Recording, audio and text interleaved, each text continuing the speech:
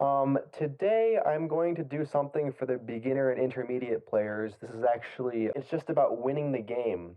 Yes, that means checkmate.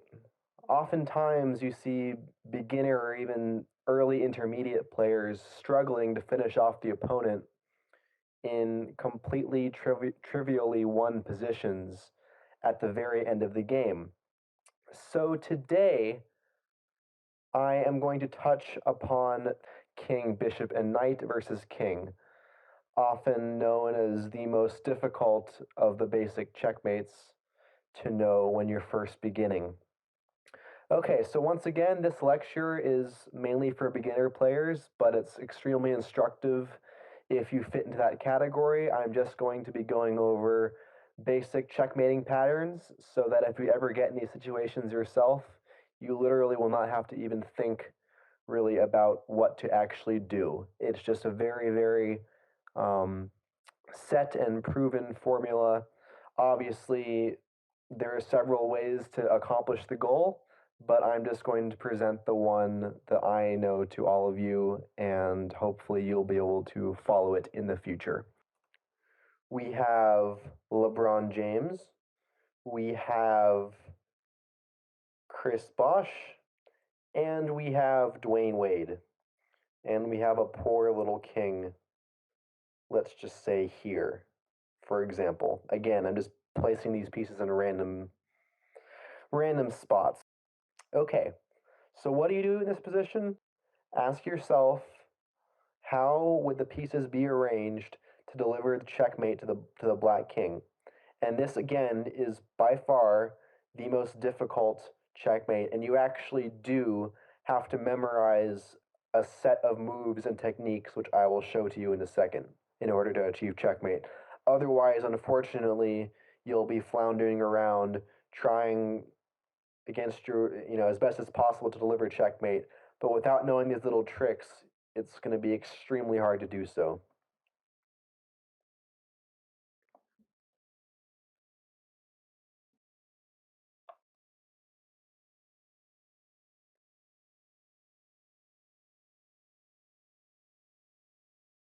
Okay, so what do you think in this position?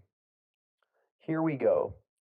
First of all, it is very important to know that in order to checkmate the opposing king, it has to be in the corner that corresponds to the color of your bishop.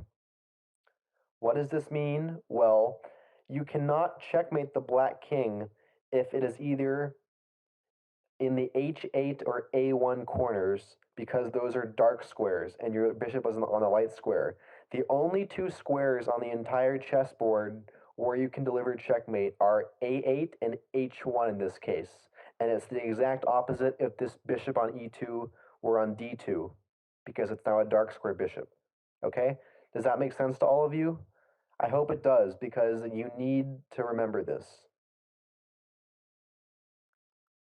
Now, if it's important to note, if you're on the losing side of this endgame, let's say you're black with the lone king, to make it as difficult as possible on your opponent, who very well may not know how to checkmate with the bishop and the knight, it's important to realize that you actually cannot lose if your opponent tries to checkmate you in the corner that's opposite the color of the person's bishop, okay? So you can just wait all day in that corner, and he can check you as many times as he wants, and he cannot deliver checkmate. So the smart way to defend to make it as annoying as possible is to wait around in the center of the board for as long as possible, and then once you get squeezed, run to the corner of the opposing color's bishop, okay? So let's just say you are playing an opponent who knows this and will try to be as annoying as possible. Of course, if you're playing someone who naturally heads to the corner of the color of your bishop, well then good for you. That only helps yourself. So that makes your job a lot easier. All right? So here we go. How to checkmate with a bishop and knight versus king. Once again, you have to advance your king as close as possible to your opponent's king. In this particular case, just the way I set it up, you've already accomplished that. And then once again, You have to bring your pieces in next, cutting off the squares where the king wants to go to. Okay? So here I'm just going to make a few simple moves. And the point of these moves is to achieve a particular and an exact position, because this checkmate involves an exact set of moves and an exact pattern. So this is one that you actually need to really pay attention to the moves I make. So let's say your opponent actually knows to go to, let's say, the h8 corner. Okay? So again, I'm just going to make some random moves for white. Okay?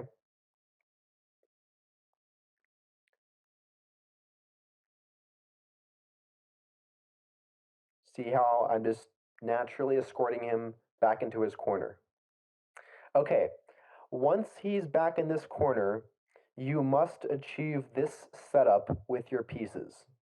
Okay?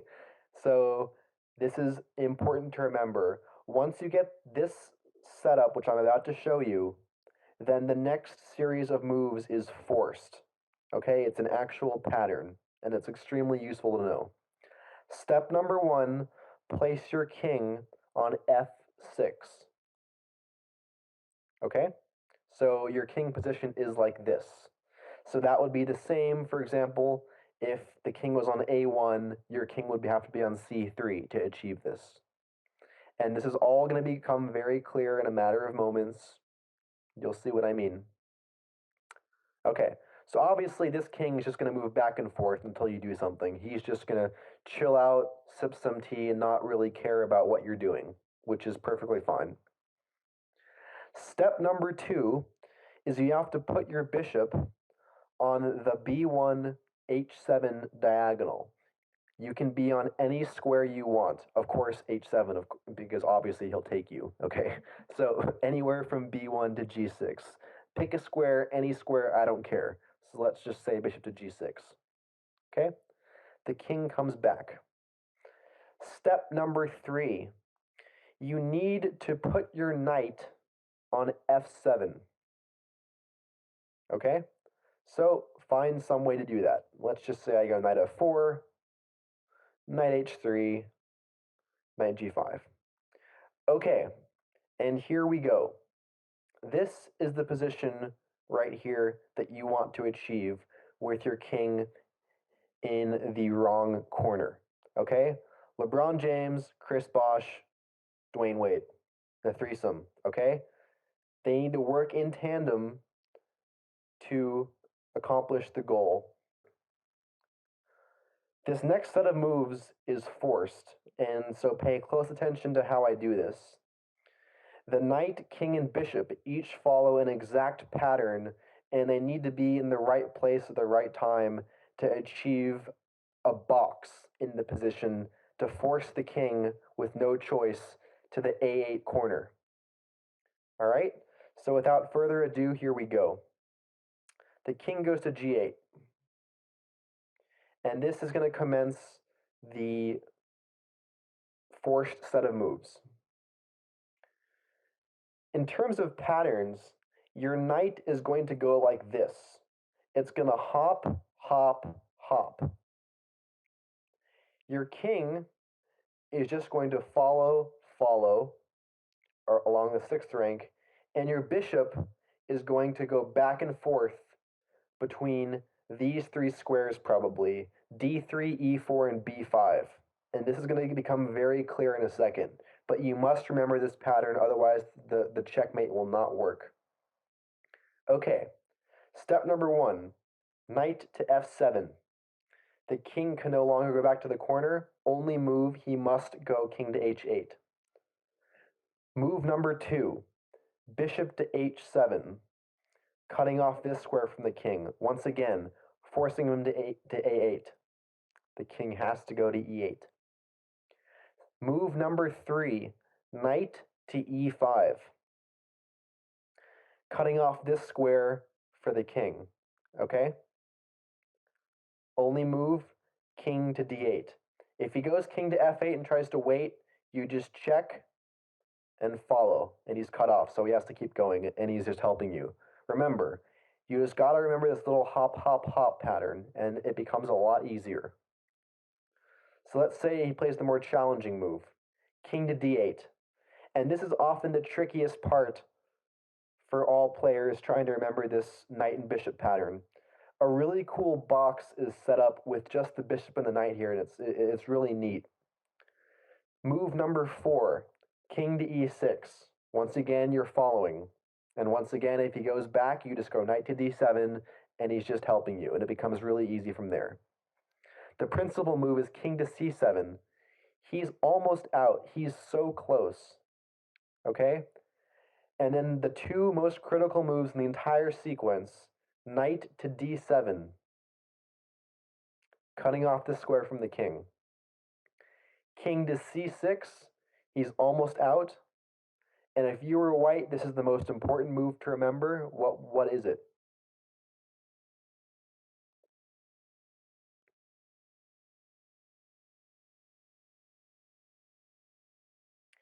Bishop to d3. Okay? And look at this. Look how cool this is. All of a sudden, Black's king is completely cut off and is in a weird type of box. Okay? He literally cannot go anywhere. And with this setup, you've achieved the box, and the rest is just really easy, or at least a lot more simple than it was earlier. Now, with this rectangle achieved, you're just going to force the king back into the A8 corner. Okay? So just to recap, your knight hops 3 times, your king generally only moves once, and your bishop only moves once. This position is extremely important to remember, and if you can do this, you win. All right? So now watch how easy the rest is.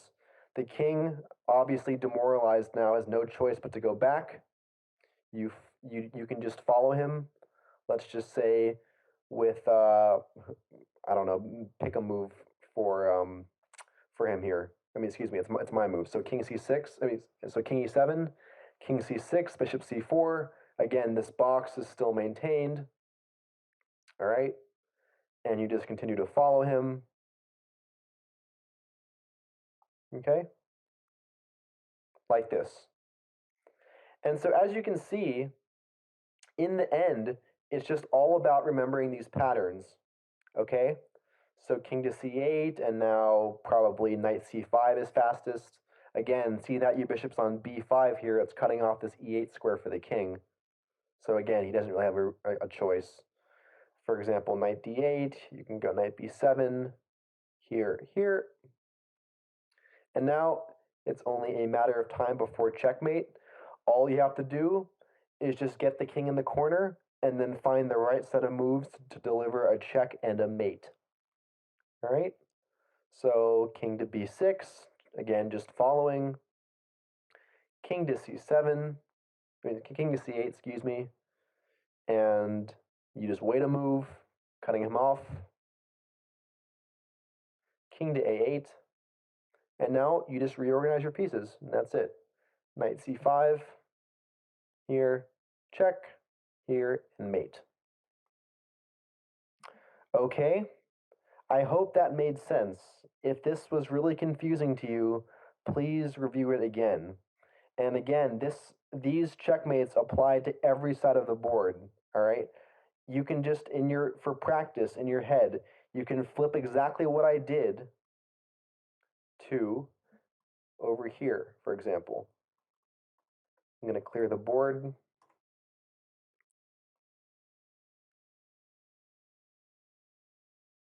Test yourself from this position.